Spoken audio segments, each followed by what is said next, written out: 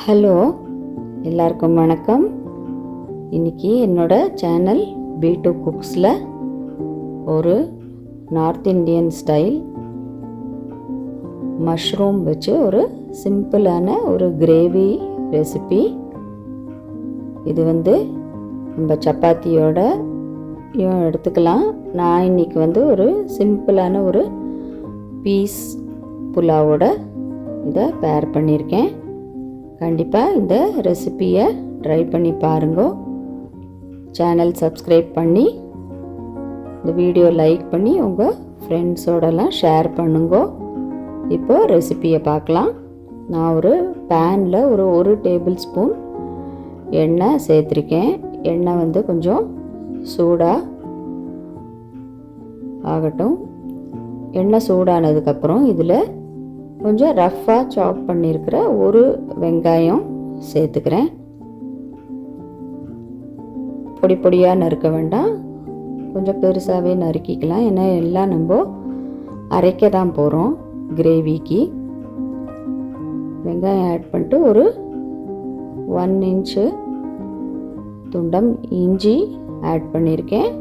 பூண்டு அதே மாதிரி ஒரு 2-3 பல். உங்களுக்கு கார்லிக் ஃப்ளேவர் எப்படி பிடிக்குமோ அது மாதிரி சேர்த்துக்கலாம். இப்போ வெங்காயம் நல்லா வதங்கியாச்சு. இதுக்கு ஒரு 2 தக்காளி சேர்த்துக்கிறேன். அதுவும் பெருசாக சங்க்ஸாக நறுக்கின தக்காளி தான். இது இப்போது நல்லா வதங்கி வரட்டும். இந்த தக்காளி, வெங்காயம், பூண்டு எல்லாம் நல்லா வதங்கி வர அளவுக்கு இதை குக் பண்ணலாம். இப்போ நல்லா வதங்கியாச்சு. இது ஆறினதுக்கப்புறமா நம்ம அரைச்சிக்கலாம். இப்போ ஒரு பேனில் ஒரு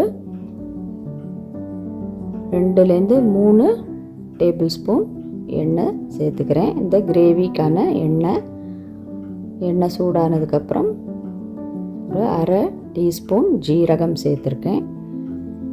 ஜீரகம் நல்லா பொரிஞ்சு வந்ததுக்கப்புறம் நம்ம அரைச்சி வச்சுருக்கிற இந்த மசாலா பேஸ்ட்டை எண்ணெயில் ஆட் பண்ணிக்கலாம். கேர்ஃபுல்லாக ஆட் பண்ணுங்க, எண்ணெய் ரொம்ப ஸ்ப்ளட்டர் ஆகும். அதுக்கப்புறம் ட்ரை மசாலாஸ் ஒரு 1/2 டீஸ்பூன் டர்மரிக் பவுடர் இதை சேர்த்து இப்போ இது இன்னும் கொஞ்சம் கூட இந்த கிரேவி வதங்கட்டும். இப்போது 1 டீஸ்பூன் காஷ்மீரி ரெட் சில்லி சேர்த்துருக்கேன். உங்களுக்கு நார்மல் ரெட் சில்லி சேர்க்கணுன்னாலும் சேர்த்துக்கலாம். ஒரு 1/2 டீஸ்பூன் கரம் மசாலா, அதுக்கப்புறம் ஒரு 1/2 டீஸ்பூன் கிச்சன் கிங் மசாலா சேர்த்துருக்கேன். இது ஆப்ஷனல், வேணும்னா சேர்த்துக்கோங்க. இப்போது இதெல்லாமும் சேர்த்து நல்லா அந்த ட்ரை ஸ்பைசஸோட இந்த ரா ஸ்மெல் போகிற வரைக்கும் கொஞ்சம் வதங்கட்டும், ஒரு 2-3 மினிட்ஸு.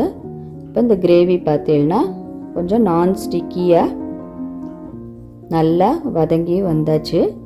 இப்போது இந்த ஸ்டேஜில் எதுவும் தண்ணி எல்லாம் எதுவும் சேர்க்க வேண்டாம்.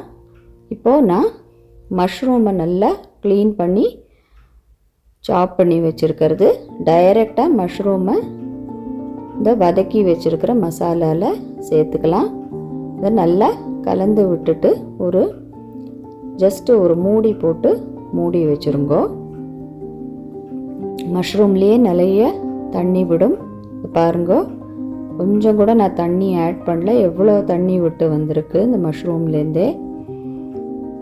ஸோ இந்த கன்சிஸ்டன்சியே போகிறோம் சப்பாத்திக்கு, கிரேவிக்கெல்லாம் இந்த கன்சிஸ்டன்சியே போகிறோம் ஆக்சுவலாக. இப்போ இந்த கிரேவிக்கு உப்பு சேர்த்துக்கலாம். எவ்வளோ டேஸ்ட்டுக்கு ஏற்ற மாதிரி உப்பு சேர்த்துக்கோங்க. இப்போது உப்பு சேர்த்து ஒரு கொதி வந்தாச்சு. கொஞ்சம் ஃப்ளேவருக்கு ட்ரைடு கசூரி மேத்தி சேர்க்குறேன்.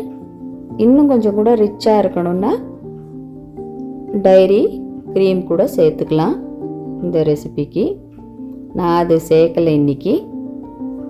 அவ்வளோதான், சூப்பராக இந்த மஷ்ரூம் மசாலா கிரேவி ரெடி ஆயாச்சு. இது சப்பாத்தி ரைஸு எதோட வேணால் நம்ம பேர் பண்ணிக்கலாம். இன்றைக்கி நான் இந்த சிம்பிள் பீஸ் புலாவோட இந்த மஷ்ரூம் மசாலா என்ஜாய் பண்ண போகிறேன். நீங்களும் கண்டிப்பாக இந்த ரெசிபியை ட்ரை பண்ணி பாருங்கோ. என்னோட மற்ற குக்கிங் வீடியோஸும் பார்த்து சேனலை சப்போர்ட் பண்ணுங்கோ. என்னோட சேனலை சப்ஸ்கிரைப் பண்ணிக்கோங்க. ரெசிபீஸ் ட்ரை பண்ணி உங்களோட கமெண்ட்ஸையும் எனக்கு கண்டிப்பாக தெரிய வைங்க. என்னோட சேனலில் எல்லாம் ஈஸி சிம்பிள் வெஜிடேரியன் ரெசிபீஸ் வரும். தேங்க்யூ.